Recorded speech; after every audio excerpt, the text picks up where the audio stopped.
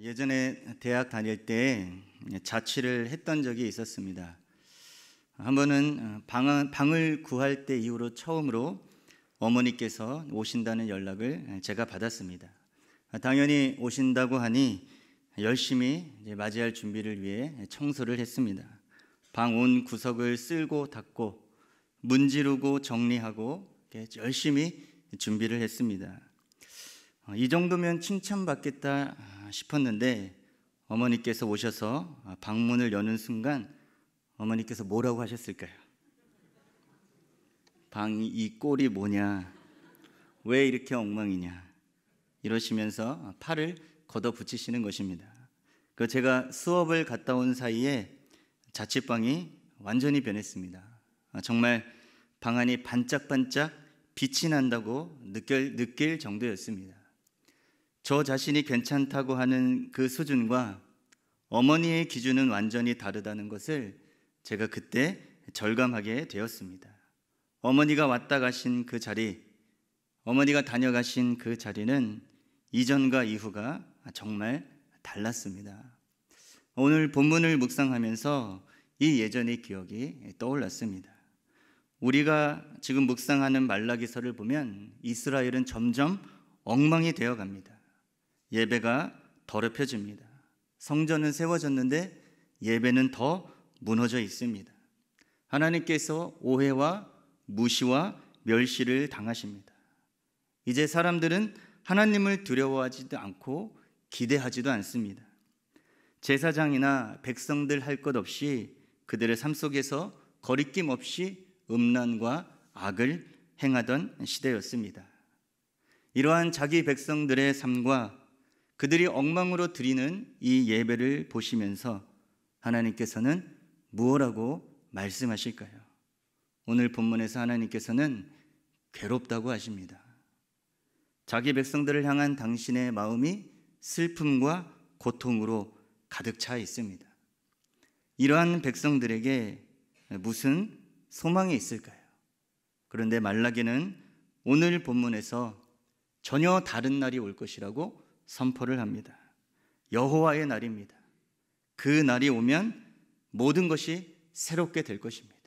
백성들이 새로워지고 하나님께서 기뻐하시는 그 예배가 회복이 될 것이고 공의의 심판이 나타날 것이라고 이야기를 합니다. 백성들 스스로는 해내지 못할 하나님만이 하실 수 있는 그 날이 바로 여호와의 날입니다. 그리고 이러한 여호와의 날은, 이 회복의 날은 본문 속의 이스라엘뿐만이 아니라 우리 모두에게도 필요한 날입니다. 이제 거리두기가 해제되었습니다. 예배에 못 나올 이유가 이제 없습니다.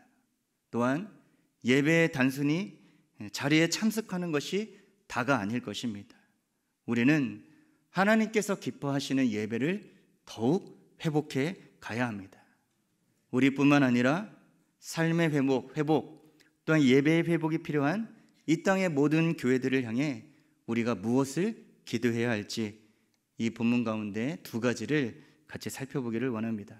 첫 번째, 예배의 주인 되신 주님의 임재가 회복되게 해달라고 우리는 기도해야 합니다.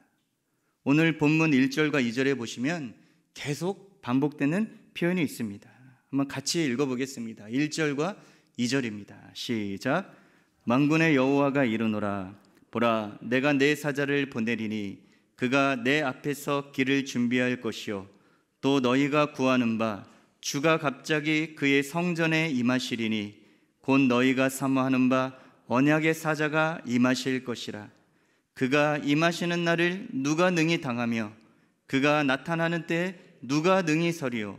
그는 금을 연단하는 자의 불과 표백하는 자의 잿물과 같을 것이라.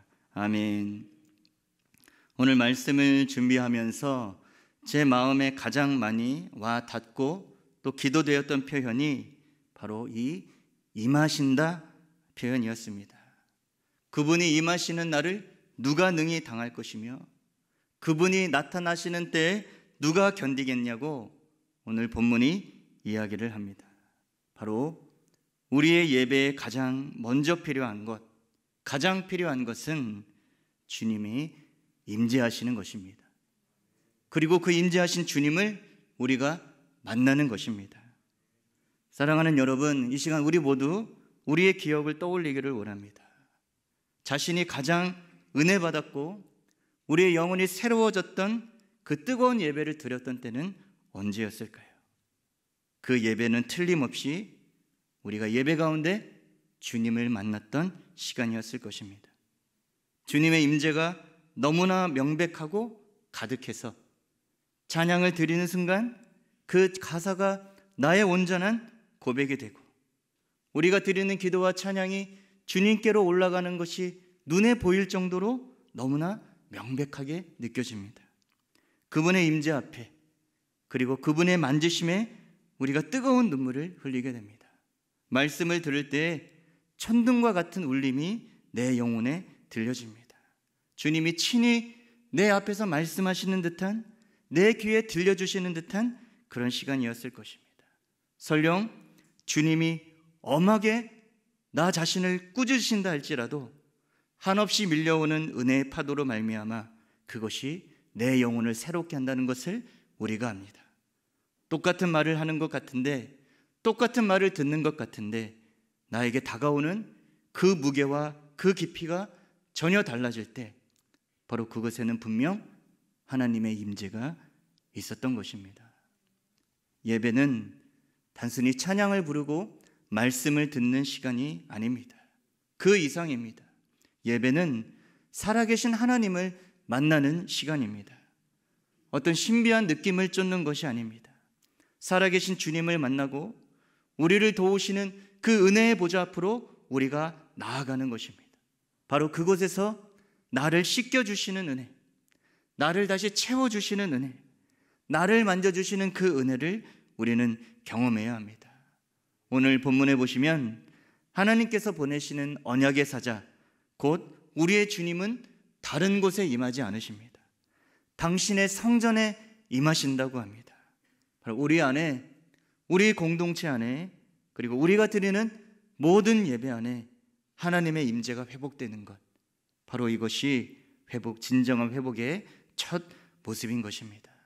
하나님, 우리의 예배, 우리의 가정 안에, 이 땅의 모든 교회의 예배 가운데 주님의 임재가 회복되게 하여 주시옵소서. 이 일을 위해 기도할 수 있는 우리 모두가 되시기를 주님의 이름으로 축원합니다. 두 번째, 우리 안에 절대 희망의 믿음이 회복되기를 기도해야 합니다. 우리 6절 말씀을 한번 제가 읽겠습니다.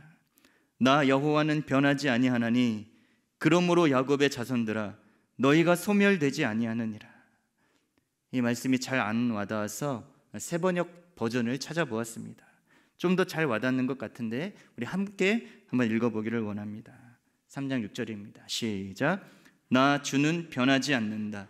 그러므로 너 야곱의 자손아 너희는 멸망하지 않는다. 아멘. 제가 예전에 차 문에 손가락이 끼어서 손톱이 다 나가고 또 그 손톱 부위가 찢겨지는 사고를 당한 적이 있었습니다. 그 손톱 부위가 찢어진 그곳을 꿰매는데 너무 아팠습니다. 꿰매면서 의사가 말하기를 손톱이 2달 걸릴 것이라고, 회복되는데 2달 걸릴 것이라고 그렇게 이야기를 해 주었습니다. 그리고 한 달이 지났습니다. 근데 제 손톱을 보니 도무지 새 손톱이 나올 기미가 안 보이는 것입니다. 의사가 잘못 봤겠지. 내 상태는 특별한 상태인데 그런 거라고, 이 상태면 내가 보기엔 3달 이상 걸릴 거다, 이렇게 전전긍긍했었습니다. 그런데 시간이 지나고 보니 정확히 2달 걸렸습니다. 2달 뒤에 어느새 새 손톱이 나와 있었습니다. 제 느낌이나 추측이 아니라 전문가인 의사의 말이 정확했습니다. 사랑하는 여러분, 오늘 말씀하시는 분은 만군의 여호와이십니다. 만군의 여호와가 말씀하십니다. 그분이 변하지 않으신다고 말씀하십니다. 그분이 우리가 망하지 않을 것이라고 말씀하셨습니다. 하나님이 우리를 제대로 다루실 때는 죽을 것 같을 것입니다.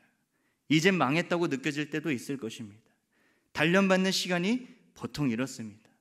소망이 다 끊어진 것 같은 그런 때도 있을 것입니다.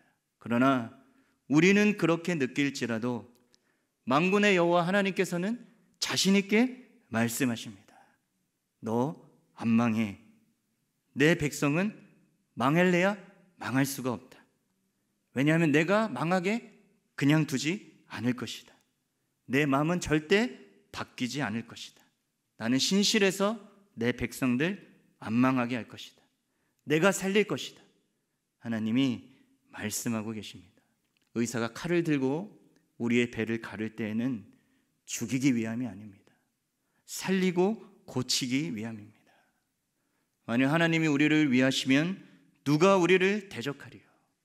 그러나 이 모든 일에 우리를 사랑하시는 이로 말미암아 우리가 넉넉히 이기느니라. 아멘. 예수님께서 우리를 위해 죽으셨습니다. 그래서 환난이나 공고나 박해나 기근이나 적신이나 위험이나 칼이 우리를 망하게 할 수 없습니다. 우리를 패배하게 할 수 없습니다. 우리는 넉넉히 이기는 인생으로 부름받았습니다. 죄인된 우리를 위해 죽으신 예수님의 사랑이, 자기 아들을 내어주신 하나님 아버지의 사랑이 우리를 영원히 붙들고 있기 때문입니다. 상한 갈대를 꺾지 아니하시며 꺼져가는 심지를 끄지 아니하시기를 심판하여 이길 때까지 하시는 분이 바로 우리의 하나님이십니다. 주님이 우리에게 주시려고 하는 것은 재앙이 아닌 미래와 소망입니다. 그래서 우리가 믿는 기독교 신앙은 소망의 신앙입니다. 그냥 소망이 아닌 절대 소망, 절대 희망의 신앙입니다. 그렇기에 우리는 언제든 주님 안에서 다시 시작할 수가 있는 것입니다. 이 절대 희망, 이 소망의 믿음이 우리 모두 안에 회복되시기를 주님의 이름으로 축원합니다.